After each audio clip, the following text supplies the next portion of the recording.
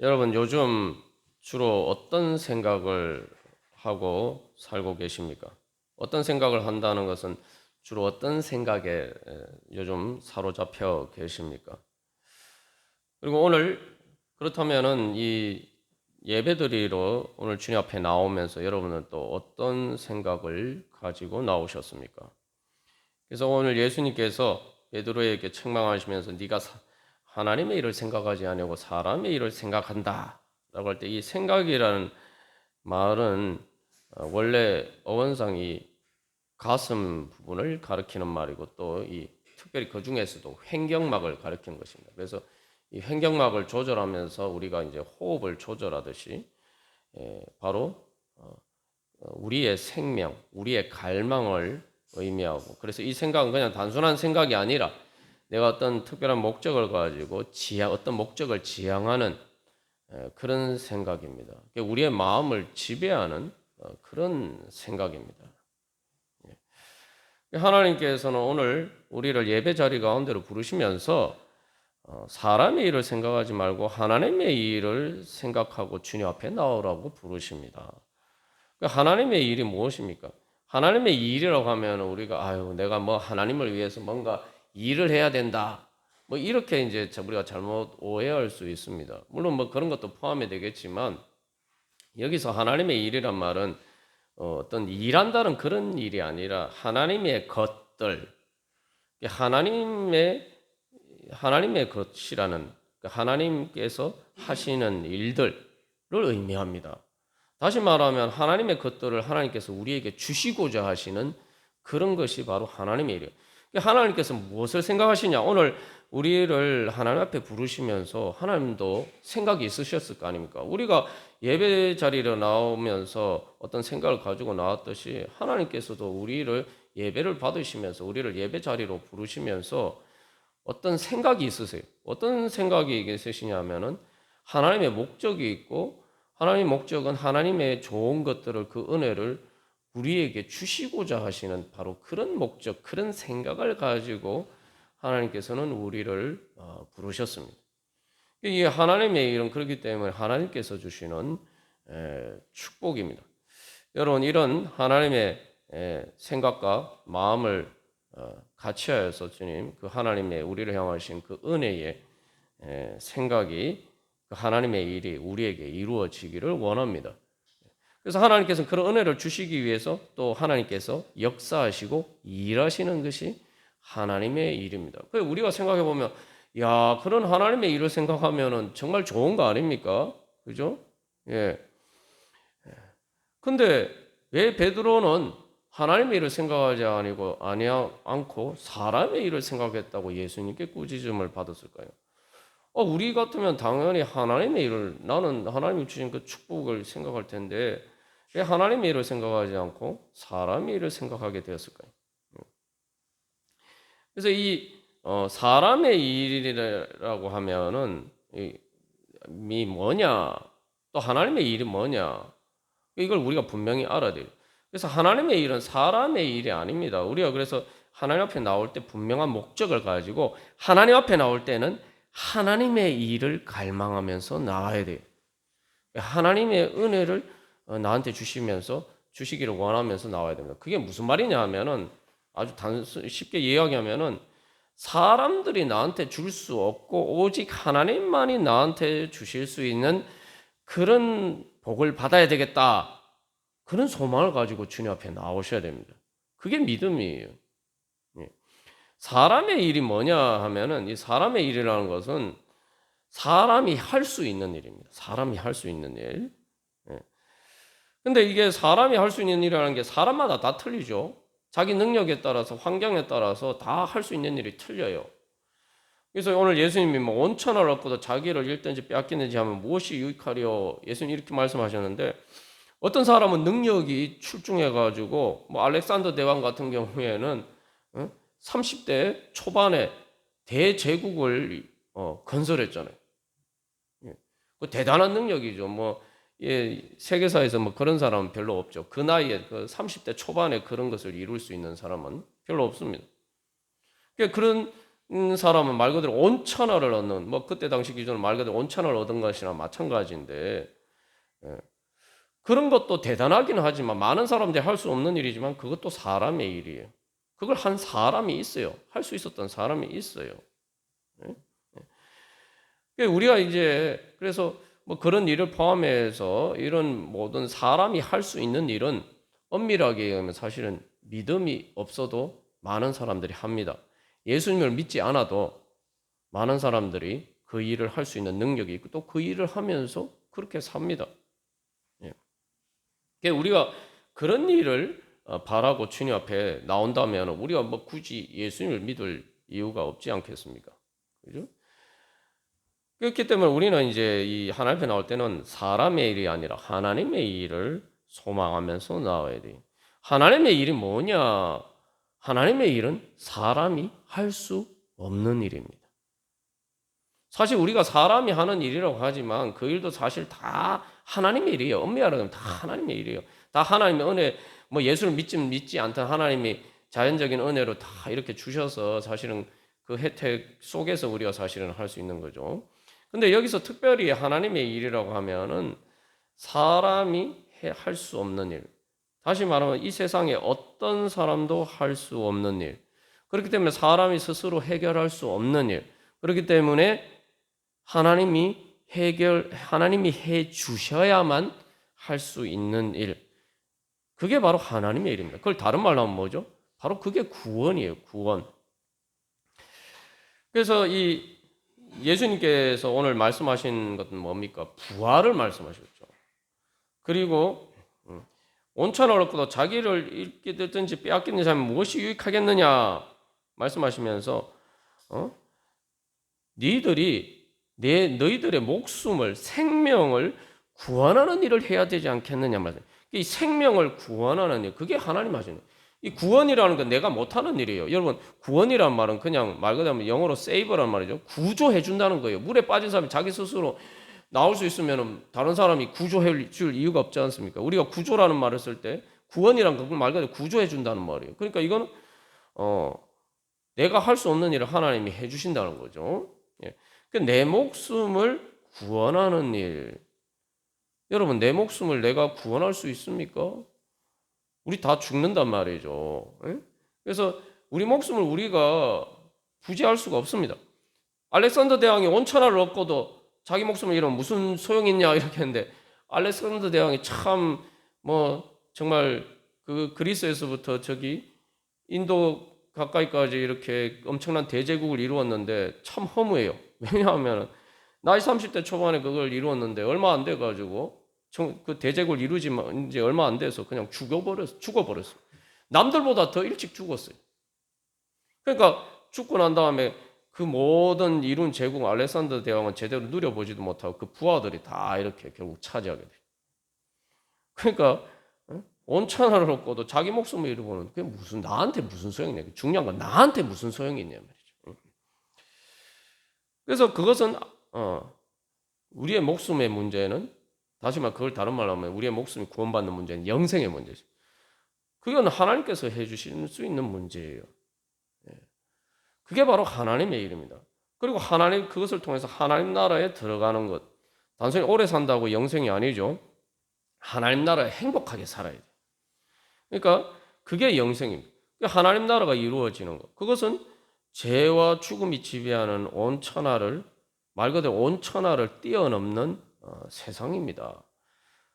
그것이 바로 하나님께서 우리에게 그것을 주시고자 하시는 것이 하나님의 일입니다. 자, 그래서 이 보시면은 여기서 뭐 이렇게 이 사람이 뛰어넘어갈 수 있는 것처럼 보이는데 사실 이게 어떻게 보면은 죽음을 뛰어넘어가는 인간의 한계를 뛰어넘어가는 그런 일이죠. 근데 이제 내가 뛰어넘어갈 수 있는 게 아니라 이 하나님이 해 주셔야 돼요. 근데 이 하나님의 구원을 그러면 어떻게 받아야 되느냐? 나에게 우리가 하나님의 일을 하려면은 내가 뭘 해야 됩니까? 여러분, 하나님의 일을 위해서 내가 뭘 해야 됩니까? 그러니까 내가 하나님의 일을 한다 할 때 뭐 우리가 뭐 교회 봉사하고 섬기고 뭐 여러 가지 뭐 복음을 전하고 이런 일 당연히 하나님의 일입니다만 가장 기본적으로 제일 먼저 우리가 해야 될 하나님의 일이 있어요. 그 하나님의 일이 뭐냐? 믿는 겁니다. 믿음의 일을 해야 돼요. 하나님을 믿는 일을 해야 됩니다. 그러니까 하나님의 구원을 받으려면 하나님을 믿는 일을 해야 되는데, 하나님을 믿는다는 건 말 그대로 하나님을 믿고 의지하는 거죠. 예. 그러니까 하나님, 그게 바로 하나님의 일을 하는 것입니다. 근데 오늘 예수님께서 베드로를 책망하신 것은 네가 사람의 일을 생각하고 하나님의 일을 생각하지 않는다. 다시 말하면은 네가 믿음으로 생각하지 않는다. 믿음을 따라서 생각하지 않는다. 하나님께서 구원해 주시는 그 하나님의 구원을 바라보면서 그것을 믿는 믿음으로 네가 생각하지 않는다. 이렇게 말씀하시는 거예요. 근데 이제 베드로가 안 믿었느냐? 안 믿은 게 아닙니다. 베드로는 우리가 이 본문의 말씀 앞에서 신앙 고백을 했죠. 신앙 고백.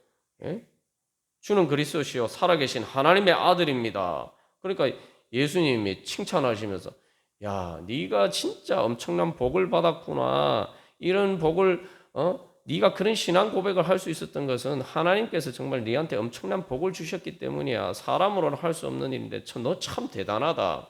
하나님한테 너 정말 큰 복을 받았네. 그렇게 이제 예수님께서 칭찬하셨단 말이죠. 그런데 그 고백을 하고 난 다음에 바로 이렇게 믿음이 없다. 사실은 네가 하나님의 일을 생각하지 않고 사람의 일을 생각한다는 건 한마디로 말하면 믿음이 없다는 거예요. 믿음이 없다. 아니, 그런 신앙 고백을 했는데 믿음이 없다. 이게 너무 이렇게 극단적이지 않습니까?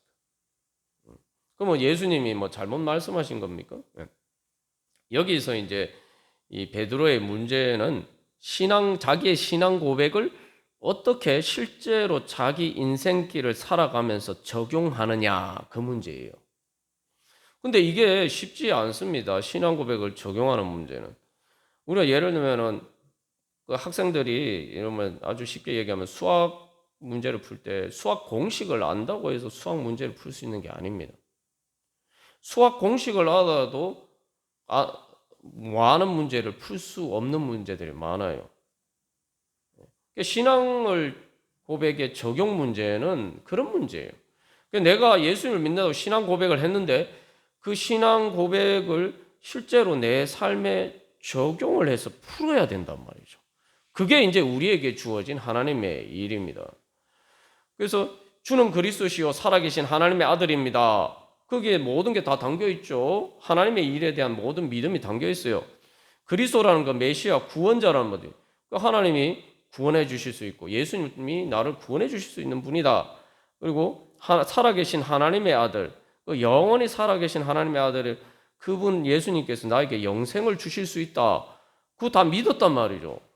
그런데 지금 예수님의 말씀 앞에서 예수님의 걸어가실 길, 그리고 예수님의 뒤따라가서 제자들도 베드로도 걸어가야 될 그 인생의 구체적인 길의 문제에 부딪혔을 때에 베드로가 자기의 신앙 고백을 자기 그 현실에 지금 바로 적용하지 못했다는 거죠. 이게 이제 공식은 아는데 문제를 못 푼 거예요. 그래서 신기하면 예수님이 네가 그렇게 이제 그 믿음이 없다라고 이제 책망을 받은 거죠. 자, 그래서 여기서 이제 문제는 우리의 인생길을 걸어가는데 이것을 잘 적용을 해가지고 풀 수 있는 믿음의 능력을 얻어야 됩니다. 그러니까 하나님 아무리 나한테 축복을 주시려 해도 그런 축복의 공식을 다 알아도 내가 그것을 현실에 지금 적용하지 못하면 나한테 무슨 의미가 있겠습니까? 그래서 우리가 이제 계속 한번 처음 예수님 믿는 것에서 그치지 않고 계속 예수님 믿는 과정에서 우리가 계속 그 배우고 또 부딪히고 그걸 또 그런 문제들을 극복하고 또 그것을 그렇게 해서 이렇게 연단이 되어서 이제 점점 내가 그 문제를 점점 풀어가야 되죠. 그래서 중요한 것은 그래서 내가 그 주님의 믿음에 따라서 내가 지금 걸어가야 돼요. 우리가 지난주에 나눈 것처럼 천국 가려면은 천국에 말 그대로 가야 되잖아요. 가려면은 걸어가야 돼요. 천국에 가려면 마지막 순간에 내가 가만히 있는데 그냥 짠 하고 천국에 가는 게 아니죠. 내게 믿음이 있어야 돼. 그 믿음이 뭐냐 하면은 내가 예수님을 계속 따라가는 거예요. 어? 따라가면은 물론 우리가 죽는 순간에도 아직 하나님 앞에서 우리의 믿음이 많이 부족합니다만, 그러나 중요한 건 우리의 생각이라는 게 이제 우리의 그 방향, 목적을 향한 어떤 성향이에요. 그냥 내 방향을 어떻게 설정하느냐 문제인데, 내가 하나님이 주시는 그 축복을 해서 하나님의 일을 생각하면서 거기에 내 방향에 초점을 맞추고, 내가 배의 키를 그렇게 조정하듯이 그렇게 맞추고 내가 지금 가면은 하나님이 갈 수 있도록 해주시는 것은 이제 하나님이 하시는 일이란 말이죠. 그게 이제 믿음입니다. 그렇기 때문에 믿음은 내가 어렵게 생각할 일이 아니고 내가 방향만 주님을 향하고 하나님의 일을 생각하고 그것을 구하고 그렇게 예수님 따라가면 돼요. 근데 이제 이게 문제는 이게 쉽지 않다 이 말이죠. 이게 쉽지 않단 말이죠. 왜냐하면 내가 그렇게 이렇게 주님을 따라가는데 따라가다 자꾸 이렇게 장애물을 만난단 말이죠. 내가 주님을 따라가려고 하는데 자꾸 이렇게 벽에 부딪혀요. 그냥 장애물 정도가 아니라 사실은 엄밀하면 벽이에요, 벽. 아니 예수님이 길이라고 생각하는데 예수님 따라갔는데 길이 없고 갑자기 앞에 장벽이 나타나는 거예요. 이게 이제 문제입니다. 그러니까 이게 그 장벽을 만나면은 이게 인간적인 눈으로 보면은 길이 없어요. 길이 없는데 예수님, 부활하신 예수님이 지난번에 나눈 것처럼 제자들이 그 벽으로 둘러싸인 그 집안에 문도 딱 걸어 잠그고 있는데 예수님이 벽을 통과해서, 예? 문도 안 열어줬는데 예수님이 벽을 통과해서 짠 나타나신 것처럼 우리가 예수님 따라가는 것도 인간적인 눈에 보이면 그렇단 말이죠. 내가 간다고 가는데 예수님 너 안 보이고 갑자기 벽이 촥 나타나요. 예? 길이 없어요. 장벽에 이렇게 부딪힌단 말이죠. 근데 예수님이 나를 따라오라 말씀하신 거. 예수님 진짜 황당하시네요. 아니 지금 벽이 있는데 아니 내가 부활하신 예수님처럼 뭐 이거 뭐 짠하고 이 벽을 막 통과하란 말씀입니까? 아니 내가 어떻게 그렇게 합니까? 딱 이런 거예요. 그러니까 이게 지금 믿음이 쉽지 않고 어려운 거죠. 자, 그래서 여기서 이제 그게 벽이 뭐냐? 그 벽의 정체를 잘 알아야 돼. 내가 그러면 어떻게 벽을 통과할 수 있냐? 거기에서 바로 그 벽을 만날 때 우리가 제일 먼저 생각해야 되는 거는 그러니까 이게 하나님의 일이구나. 내가 인간적인 눈으로 봤을 때 벽이 아니고 길이 다 있고 그렇게 내가 가는 거면은 누구든지 다 갈 수 있어요. 그거 못 갈 사람 누가 있습니까? 그 예수 안 믿어도 다 갈 수 있어요. 부활하신 예수님 안 만나도 다 갈 수 있어요. 그거는 벽이 아닙니다. 그거는 하나님의 일이 아니고 사람의 일. 그건 누구나 갈 수 있는 사람의 일이에요. 사람의 길입니다. 사람의 일. 다시 말해 사람의 길이에요. 근데 내가 사람의 생각으로 나는 도저히 이게 길이 아닌데? 라고 생각하는, 그래서 이건 장벽인데? 도대체 길이 없는데 왜 예수님 날 따라가라고, 예수님 따라가라고, 예수님도 안 보이고 벽밖에 안 보이는데. 그런 생각이 들면은, 그런데 중요한 것은 단순히 그 벽이 아니라 벽임에도 불구하고 예수님이 나를 따라오라 말씀하시면은 이게 하나님의 일이구나. 우리가 빨리 눈치를 채야 돼요. 이게 하나님의 일이구나. 왜냐하면 내가 뚫을 수 없는 벽, 내가 넘어갈 수 없는 장벽, 그 벽을 넘어갈 수 있게 해주시는 게 하나님의 일이란 말이죠. 사람이 넘어갈 수 없는 장벽을 넘어가게 해주시는 게 하나님의 일이란 말이죠. 하나님이 나한테 그런 은혜 주시려고 지금 나를 부르고 계시는구나. 나는 부활할 수 없지 않니? 그건 사람은 부활할 수가 없죠. 그러나 부활하신 예수님처럼 내가 이 장벽을 넘어갈 수 있도록 해주시려고 하나님 지금 나를 부르고 계시구나. 제일 먼저 그것을 생각해야 돼요. 그게 바로 첫 번째 믿음의 출발점이에요. 그게 바로 사람의 일을 생각하지 않고 하나님의 일을 생각하는 것입니다. 우리가 뭐 그냥 가면 그런데 내가 하나님 예수님께서 나를 부르셨는데 장벽을 만났다면은 그것은 하나님께서 나를 그 벽을 뛰어넘게 해주시는 비위해서 나를 부르신 것이죠. 근데 여러분, 이게 어렵다고 생각하지만 우리가 계속 나눈 것처럼 그래서 이제 죽음을 생각해 보면 내가 진짜 믿느냐 믿지 않느냐가 드러나죠. 벽에 부딪혀 봐야지 내가 진짜 믿는지 안 믿는지가 드러나는 거예요. 벽에 부딪히기 전까지 내가 몰라요. 내가 믿는다고 생각하는. 근데 내가 진짜 사람의 일을 생각하면서 하는지 하나님의 일을 생각하면서 내가 인생길을 걸어가고 있는지 이게 드러나지 않습니다. 그러나 벽에 부딪혀 보면은 이제 그때서야 내 마음에 불신의 장벽이 있다는 게 드러나게 되죠. 베드로도 마찬가지예요. 베드로도 자기가 예수님께 대한 그런 놀라운 신앙 고백을 했는데 딱 그 예수님을 따라가야 되는 구체적인 현실에 부딪혔어요. 특별히 죽음의 문제, 예수님이 십자가 달려서 고난을 받고 죽는 문제, 바로 이 죽음의 문제에 부딪혔을 때에 자기가 믿지 못했던 이 불신의 장벽에 부딪히게 되고 그때 바로 그래서 이 사람의 일만 생각하는 불신에 따라 생각하게 된 거죠. 여기에서 우리가 그 불신이 뭐냐? 불신이라고 생각하면 우리가 자꾸 뭐 베드로가 예수님을 부인하고 또 가룟 유다가 예수님을 배신하고 뭐 이런 것만 생각하기 쉽습니다. 불신은 사람의 일만 생각하는 거예요. 사람의 일만 생각하는 거야. 그게 무슨 말이냐 하면은 내가 어떤 일을 생각할 때에 정말 하나님이 살아계시고 그 살아계신 하나님이 지금 이 가운데서 어떻게 역사하시는가, 이 살아계신 하나님의 존재와 하나님의 역사와 하나님의 그 전지전능하심을 생각하지 않고 전제하지 않고 내가 생각하는 것, 그게 사람의 일만 생각하는 거죠. 그렇게 되면 우리가 불신, 그게 바로 불신입니다.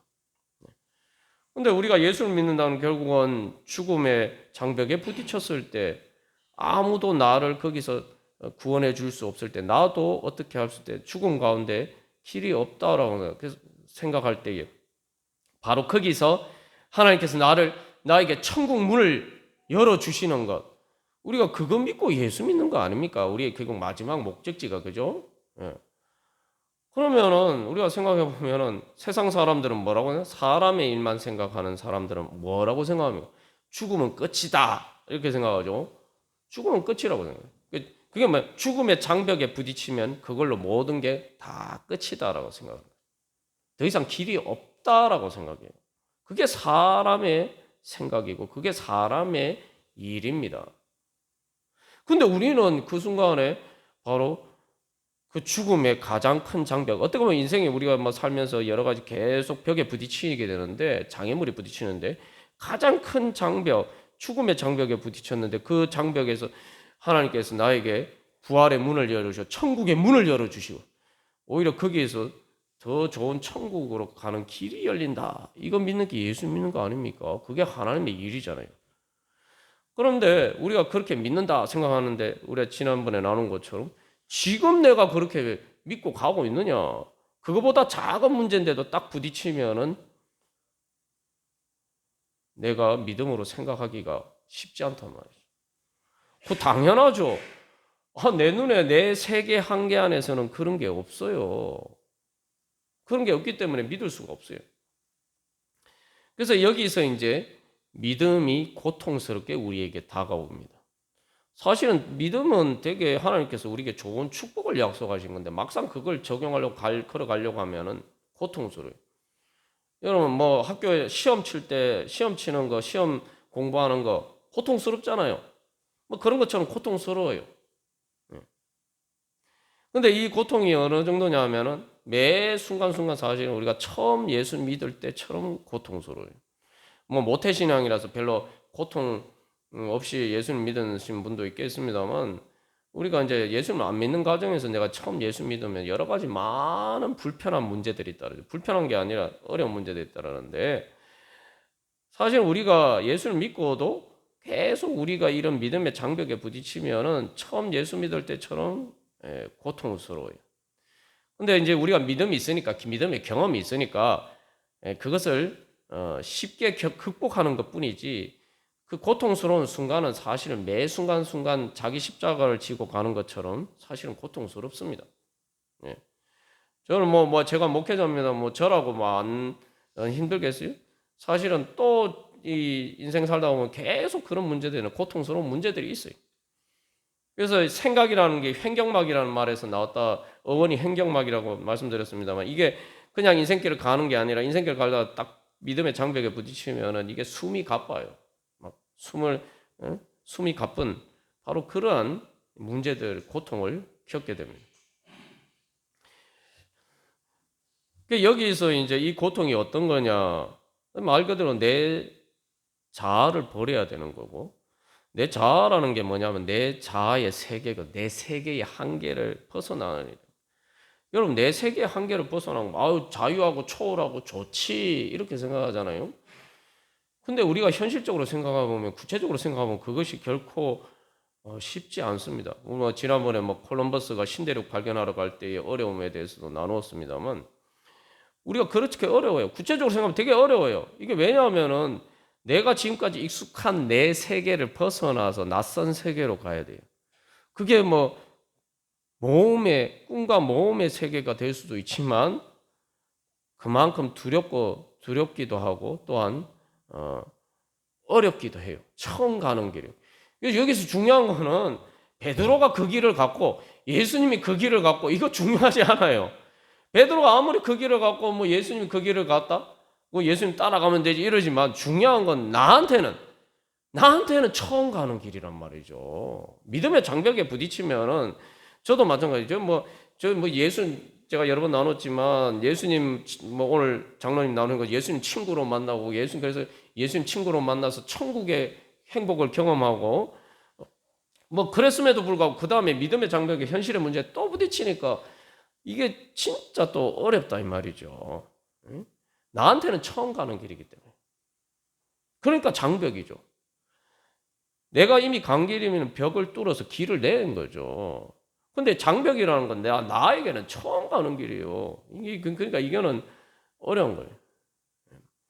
그래서 우리가 이것은 그래서 낯선 세계로 가는 건데 내 세계를 버려야 되는 거예요. 이게 얼마나 어렵냐 하면은 아브라함에게 하나님 말씀하실 때 고향 본토 친척 아비 집을 떠나라. 떠나면 되지 이렇게 생각하는데 하나님이 말씀하실 때 내가 지시할 곳으로 가라 말씀하셨어요. 근데 하나님이 지시할 곳을 가르쳐 주시지도 않고 무조건 떠나라 이렇게 말씀하셨어요. 우리가 믿음으로 가는 게 그런 거예요. 하나님이 지시할 곳을 안 보여주신 게 아니라 사실은 하나님이 그 떠나는 순간에는 아직 멀기 때문에 그 지시할 곳을 보여주실 수가 없는 거예요. 중요한 건 그때그때 내가 예수님 따라가는 것 뿐이. 여러분 고향 본토 친척 아비 집을 떠나는 게 쉽습니까? 여러분. 이제 외국에서 난민이나 외국 가서 사는 게 쉽지 않아요. 예? 그리고 우리가 이것을 생각해 보면은 이게 얼마나 어려운지 알았어요. 왜 예수님이 자기를 부인하고 자기 십자가를 지고라고 말씀하세요. 자기 십자가를 지고라는 거, 자기 부인하는 게 그냥 부인하라는 게 아니고 자기를 죽이라는 거예요. 자기를 부인하고 그 다음에 자기 십자가를 지라는 건 자기 십자가를 진다는 건 말 그대로 십자가 지고 내가 내 십자가 지고 간다는 얘기가 뭡니까? 그 십자가 지고 가가지고 그 십자가에 내가 못 박혀야 된다는 거예요. 내가 죽어야 된다는 거예요. 우리가 그런 말 하잖아요. 사람이 죽기 전에는 변하기 어렵다. 사람이 갑자기 짠 하고 변하면은 갑자기 새 사람이 된 것처럼 변하면 사람들이 뭐라고 합니까? 그런 표현도 죽을다가 다 됐나? 이런 말도 하기도 하죠. 그래서 죽기 전에는 변하기 어렵다. 사실은 그런데 죽는 순간에도 사람 잘 안 변합니다, 여러분.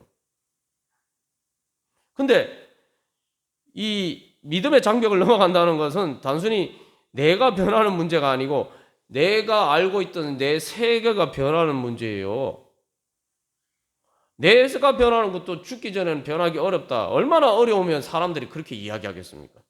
그런데 내가 변하는 것도 아니고 내가 알고 있는 내 세계가 변하는 거예요. 세계가. 예수님 온천하로 말하면 세계가 변하는 거예요. 이거는 그냥 어려운 정도가 아니죠. 그래서 이거는 말 그대로 주권이 바뀌어야 되는 거예요. 나라가 바뀌는 문제예요. 여러분, 이건 다른 말로 천지가 개벽하는 문제예요. 천지가 개벽하는 문제. 내 세계에 종말이 오는 거예요. 내가 경험하지 못한 세계. 그래서 여러분, 이게 이제 상당히, 그러면, 믿는 게 그렇게 어려워? 난 못하겠다. 우리가 이렇게 생각할 수 있는데, 이거는 다른 말로 하면은 엄청난 축복의 말씀입니다. 왜냐하면은, 제가 예수님을 경험해보고 믿음의 장벽에 부딪혔는데, 사실은 믿음의 장벽에 부딪히면 누구나 다 도망가고 싶어요. 그런데 이 막다른 코너로 주님이 모신단 말이죠. 그게 축복이에요, 사실은. 그래서 다른데 이렇게 회피할 수 없도록 하나님이 그 막다른 골목으로 모시니까 어쩔 수 없이 벽에 부딪혀서 주님 어떻게 합니까? 오늘 찬양한 것처럼 천부여 의지 없어서 주님 손 들고 주님 두 손 두 발 다 들고 아이고 주님 저는 할 수 없습니다. 주님께 항복입니다. 그래서 내가 알던 내 모든 세계를 부인하고 만든 막다른 코너에 몰려서 벽에 딱 부딪혀서 꼬도와도 못하고 딱 그렇게 주님 살려주십시오. 그렇게 해야 되는 거죠. 근데 그렇게 하면은 하나님이 그래서 제가 그때 중요한 거는 그때 바로 그렇게 천부의 의지 없어서 하고 그렇게 완전히 주님께 매달리게 되면 진짜 다른 길이 없기 때문에 믿음이 좋아서 내가 예수님 따라가는 게 아니에요. 믿음이 좋아서 예수님 따라가는 게 아니고 길이 그것밖에 없으니까. 근데 사실 길이 없어요. 길이 없는데 그래서 예수님께 살려주십시오. 이거 말고는 길이 없으니까 주님 앞에 나가는 거죠. 그런데 그렇게 주님 앞에 결국은 무릎 꿇게 될 때에 말 그대로 예수님 내 주님이 되는 거예요. 그래야지 예수님 내 주님이 되는 겁니다. 내가 길이 없어서 주님 말고는 날 살려주실 분이 없다 해가지고 주님 앞에 내 생각이나 모든 내 세계 다 버리고 주님 살려주십시오 하고 주님 앞에 무릎 꿇는 것. 그게 바로 주는 그리스도예요. 그래서 제일 먼저 예수님 보고 주님이라고 그래요. 그게 예수님 주님이라고 부르는 신앙 고백이 적용이 되는 거예요. 현실에 적용이 되는 거예요. 그렇게 되니까 그렇게 됐을 때 진짜 예수님이 내 주님이 되실 때 어떤 일이 일어나면 그 벽이 무너지고 여리고 성이 무너지는 것처럼 여리고 성벽이 무너지는 것처럼 그 벽이 무너지고 새로운 지금까지 내 세계 무덤과 같은 내 세계에서 경험하지 못한 새로운 신세계를 향해서 문이 열리는 거예요. 그게 지난번 우리가 나눈 부활의 신세계죠. 근데 그 부활의 신세계를 경험하고 나면은 어떤 생각이 드냐면 도대체 내가 왜 바보같이 엉뚱한 사람의 일만 생각하고 사람의 길만 생각하고 내가 자꾸 가려고 했지? 세상에 이렇게 좋은 길이 있는데 내가 왜 이 길로 주님의 뒤를 따라서 내가 주님 앞에 나가지 않고 왜 내가 그렇게 쓸데없이 사람의 일만 생각하고 있었지? 이 놀라운 하나님의 일을 내가 왜 생각도 하지 못했지? 그런 후회가 든다 이 말이죠. 그래서 사도 바울이 거기에 대해서 아주 잘 표현한 말이 있습니다. 에베소서 3장에서 하나님 구하거나 생각하는 모든 것에 모든 것에 넘치도록 하실 하나님께 영광을 돌린다. 그렇게 부활의 신세계를 경험하면 딱 그래요. 그냥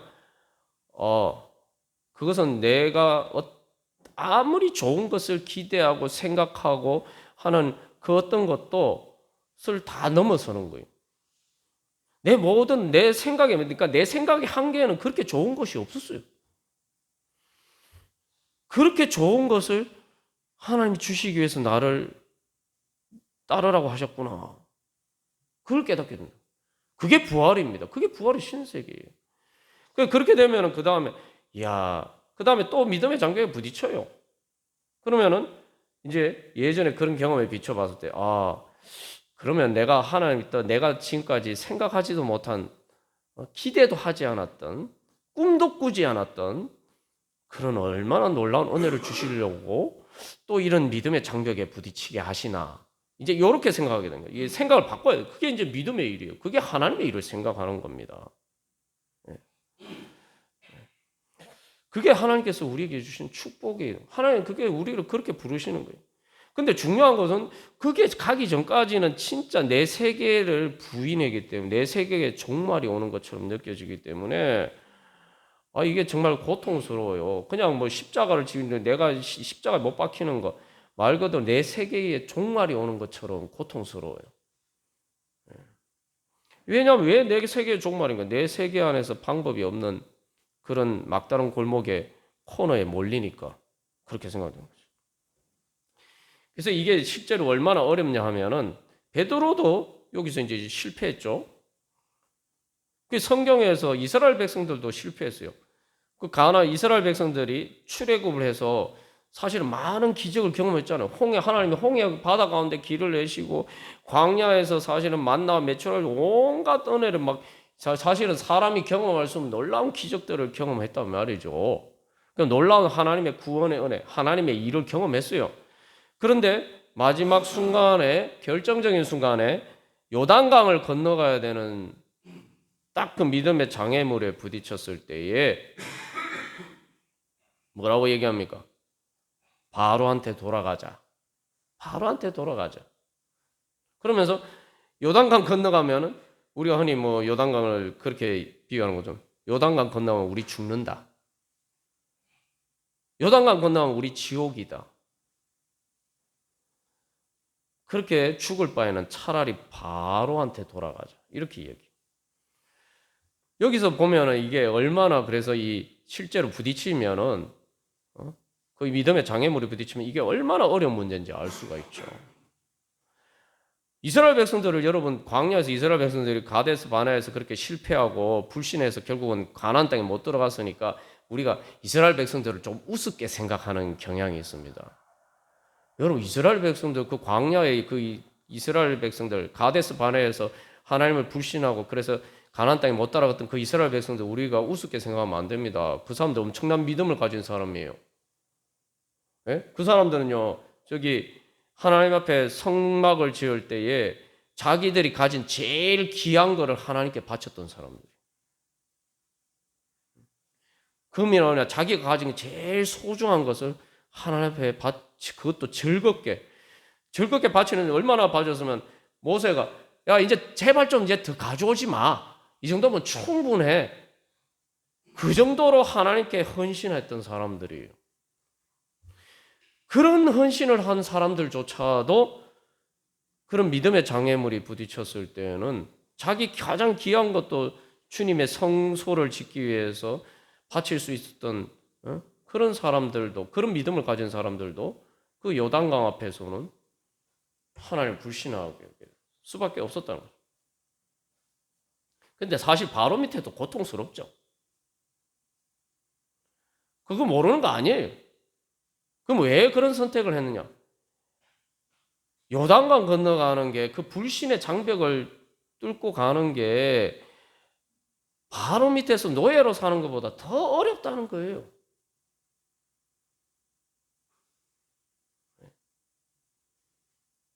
우리가 그래서 이 베드로도 그렇고 이거 뭐 나하고 상관없는 얘기네 이스라엘 백성 나하고 상관없네 그렇게 생각하면은 이게 뭐 나한테 의미가 없는 거예요. 내가 그렇게 생각하는 건 어떻게 보면 내가 그런 장벽에 안 부딪혀서 그럴 수도 있죠. 아니면은 주님의 말씀을 베드로처럼 듣지 않았기 때문에 뭐 성경 말씀도 안 보고 기도도 안 하면은 이런 장벽에 부딪힐 일도 없어요. 베드로도 예수님의 말씀을 들었으니까. 근데 여기서 드러내셨다. 이건 하나님의 예수님이 특별한 계시예요. 예수님의 특별한 그 말씀을 들었으니까 베드로도 자기가 거기에 대한 믿음이 없다는 걸 깨달은 거죠. 뭐 기도도 안 하고 말씀도 안 보고 뭐 예수님께 귀 기울이지 않고 예수님 따라가려고 하지 않으면 그런 일 자체가 일어나지 않을 뿐이죠. 여기서 이제 중요한 것은 우리가 지난주에도 나눈 것처럼 베드로는 그럼에도 불구하고 믿음에 실패했음에도 불구하고 우리가 베드로에게 배워야 될 믿음은 뭐냐? 우리의 믿음은 그겁니다. 내가 베드로처럼 믿지 못하고 그래서 때로는 그렇게 내가 사람의 일만 생각할 수 있어요.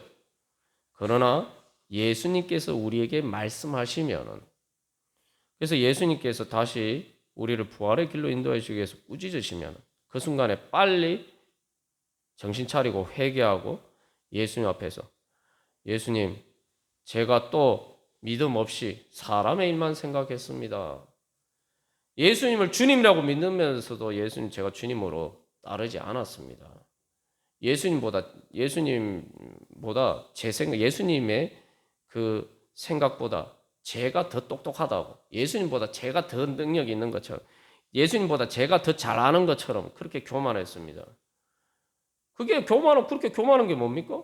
하나님보다 더 자기 잘한다고 생각하는 그 교만이, 그게 사탄이에요, 사탄. 주님, 제가 부지부식간에 그 사탄의 종로로 됐습니다. 주님, 저는 예수님 따르기를 원합니다. 그래서 베드로가 어떻게 했죠? 그 다음에 베드로가 어떻게 발전합니까? 그래서 예수님 따랐죠? 예수님 따랐을 뿐만 아니라 나중에 예수님 죽으러 가시면은, 자, 지금은 예수님 죽으러 가지 마십시오 이렇게 얘기했잖아요. 그 다음에 베드로가 어떻게 발전하는?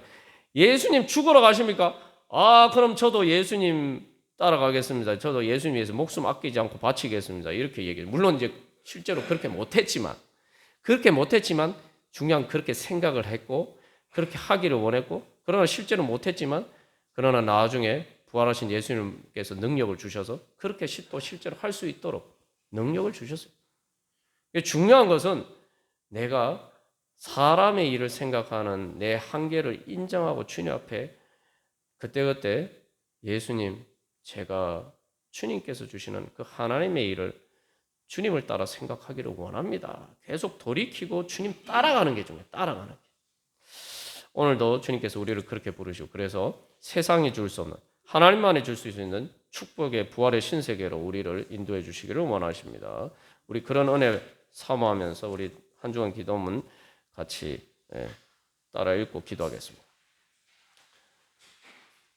1번 제가 먼저 읽겠습니다. 헛된 교만을 버리고 날마다 겸손하게 예수를 믿고 의지하게 하소서.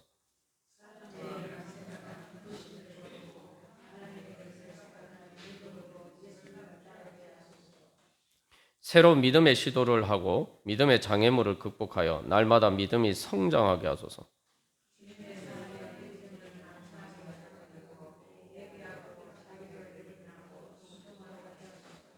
같이 읽겠습니다. 날마다 새로운 부활의 문을 열어가고 하나님 나라를 이루어감으로 영생에 이르게 하소서. 아멘.